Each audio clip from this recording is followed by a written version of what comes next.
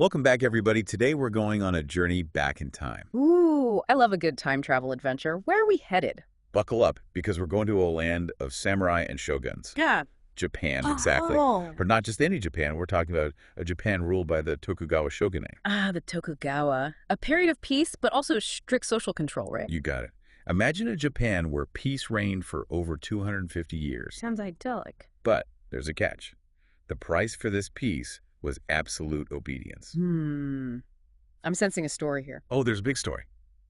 And it's a story of fascinating contrast, a story of power and control, but also of culture and resilience. So, where do we begin? Well, to really understand the Tokugawa Shogunate, we have to go back to the time before their rule, to a period known as the Sengoku Jidai. The Warring States period. That's the one. It was the 16th century, and Japan was in chaos. Lots of fighting, right? Constant warfare. Powerful feudal lords called daimyo were battling it out for control, while the emperor had very little actual power. So, how did the Tokugawa manage to bring peace to this chaotic landscape? That's the million-dollar question. But before we get to the Tokugawa themselves, we need to talk about three remarkable figures who emerged from this chaos. Oh, hey, I'm intrigued. Who are these figures? Well, they're often called the great unifiers of Japan: Oda Nobunaga, Toyotomi Hideyoshi, and Tokugawa Ieyasu. Three very different leaders, each with their own ambition. Exactly. Let's start with Nobunaga. He was a ruthless and ambitious leader. Ruthless, huh? Oh, yeah. He wasn't afraid to use any means necessary to achieve his goals, and he was a big fan of firearms. Firearms, that's interesting. Weren't those relatively new to Japan at the time? They were, and Nobunaga saw their potential. He used them to devastating effect against his enemies, even powerful Buddhist warrior monks. Wow, he wasn't messing around. So what about Hideyoshi? Hideyoshi was an interesting character. He started out as a humble sandal bearer for Nobunaga. A sandal bearer? That's a pretty lowly position. He was. But he rose through the ranks to become a brilliant military strategist and politician. Quite the climb. Absolutely. He managed to unify most of Japan under his rule. Ambitious guy, this Hideyoshi. Oh, incredibly ambitious. He even dreamt of conquering China and India. Wow, talk about global domination. But in the end, it was Tokugawa Ieyasu who established the shogunate, right? That's right. Ieyasu was a master strategist, not just in battle, but also in the political arena. So he was more than just a warrior. Oh, much more. He was patient, calculating, and ultimately the one who brought lasting peace to Japan. After centuries of warfare. Exactly. And what's truly remarkable is how he managed to hold on to power for so long, over 250 years. That's impressive. What was his secret? Well, it wasn't just military might. Ieyasu created a system of control that was both subtle and incredibly effective. Sounds like a clever guy. So how did he do it? He had a few tricks up his sleeve. One of the most significant was disarming the peasantry. Disarming them? Why would he do that? To prevent uprisings. By limiting weapon ownership to the samurai class, he effectively eliminated the possibility of large-scale rebellions. Smart move. Keep the people powerless. Anything else? Oh yeah, he was just getting started. Ieyasu also strategically relocated the daimyo. He'd reward his allies by giving them land in favorable areas. I bet the daimyo liked that. And to weaken his potential rivals. He'd move them to less desirable areas. It's like a game of chess. Exactly. Ieyasu was always thinking several moves ahead. But one of his most ingenious moves was the alternate attendance system. Alternate attendance? What's that? It required the daimyo, or their families, to live in the capital, Edo, which is modern-day Tokyo, for extended periods every other year. Interesting. So on the surface, it might have seemed like a way to promote cultural exchange, but... But in reality, it was a brilliant way to keep them under his control. Ah, I see. It meant they were constantly under surveillance, unable to plot rebellions back in their own domain. Precisely.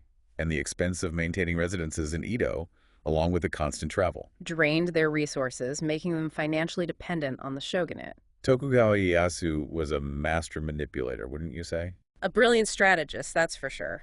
But this system of control, did it really work? Did the daimyo just accept it? Well, there were certainly instances of resistance. Of course, who wouldn't want to rebel against that? But remember, Japan had just come out of decades of brutal warfare. For many, the peace and stability brought by the Tokugawa was a welcome change. So they traded some freedom for security. I guess that's a trade-off many people would be willing to make. Especially after experiencing the horrors of war. And this stability, this peace, had some pretty significant consequences for Japanese society. In what way? Well, it led to a population boom, economic growth, and a flourishing of arts and culture. Ah, so it wasn't all doom and gloom under the Tokugawa. Not at all. It was a complex period with its share of challenges and opportunities. Well, now I'm even more curious to delve deeper into life under the Tokugawa.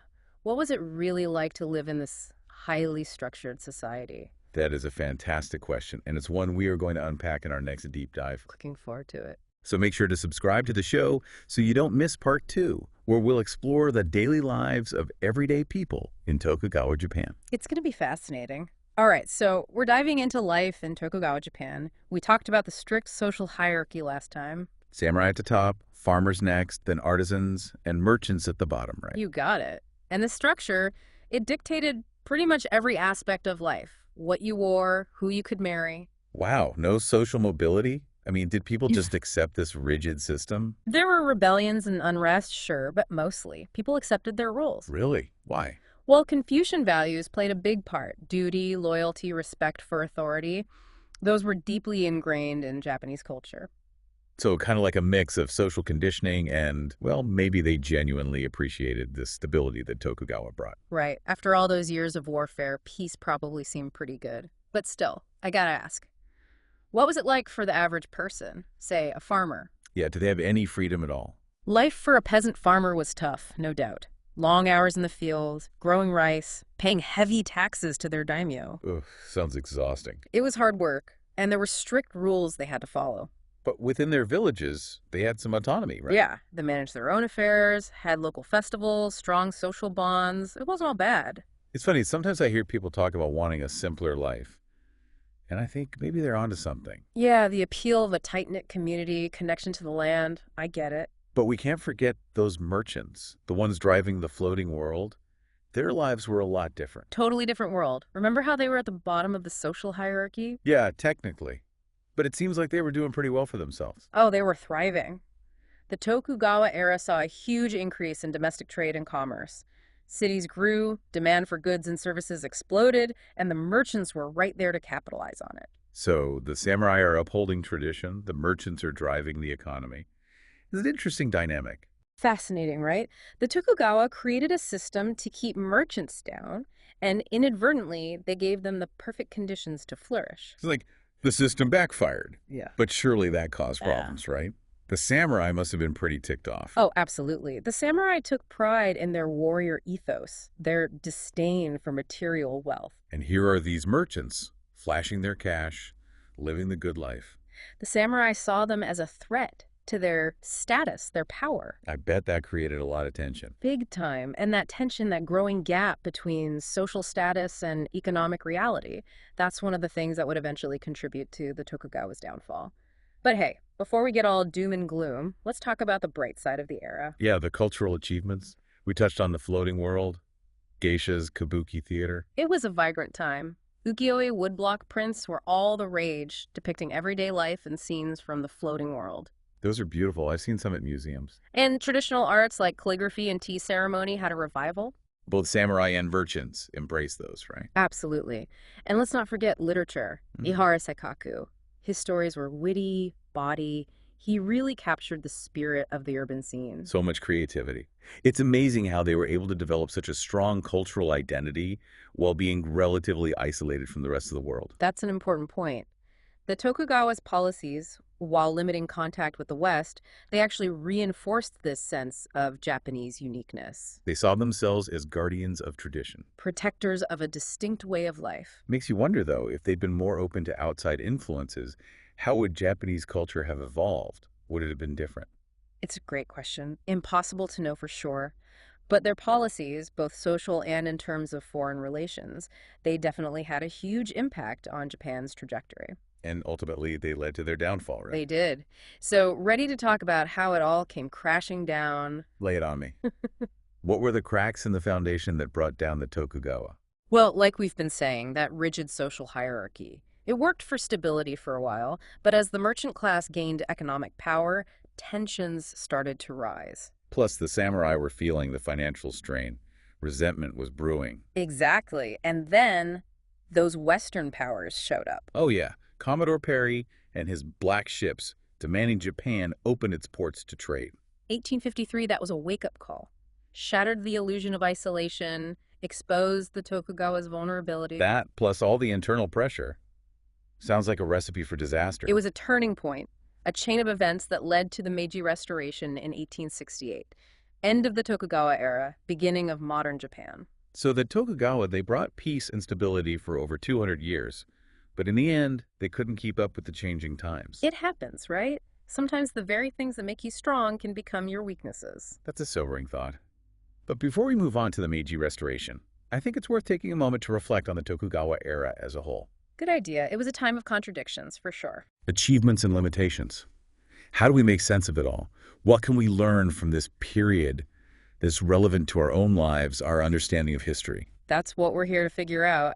You know, it's funny, isn't it? It's easy to look back at history with rose-colored glasses. Yeah, I get that. Yeah. We tend to focus on the good stuff. Yeah. The romanticized version. Right. Like with the Tokugawa period, people imagine samurai, beautiful geishas, peaceful gardens. But they forget about the strict social hierarchy, the limitations on personal freedom. Exactly. It's like admiring a suit of samurai armor. It's a work of art, but, someone wore that into battle, real people fought and died. And that's what makes history so fascinating, right? It's not just pretty pictures and romanticized stories. It's complex. It's messy. Absolutely. And the Tokugawa period is a perfect example of that. On the surface, peace and stability. But underneath all those layers, Social tensions, economic disparities, a system struggling to adapt. which I guess is a valuable lesson in itself. Right. Even the most successful systems have their weaknesses. Oh, for sure. The Tokugawa shogunate lasted for over 250 years. But eventually, even their rigid social structure couldn't hold up against the changing times. So what can we learn from all this? I mean, what's the takeaway for us here in the 21st century? Well, for one, I think it's a reminder that we can't just cling to the past. We need to be willing to adapt to change. Like the Tokugawa failed to do. They were so focused on maintaining the status quo that they couldn't see the writing on the wall. And that's a danger for any society, right? Becoming too rigid, too resistant to new ideas. So embrace change. Be flexible. Got it. Good. But beyond that, what else can we learn from the Tokugawa?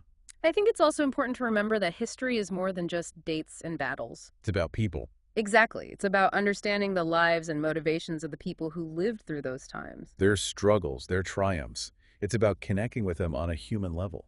And I think when we do that, we gain a much deeper appreciation for history and its relevance to our own lives. Well said. So as we wrap up this deep dive into the Tokugawa shogunate, I want to thank you for sharing your insights. My pleasure. And to all our listeners out there, I hope you found this journey as fascinating as we did. It's been a wild ride. It has. Mhm. And remember, folks, history is a conversation that never ends.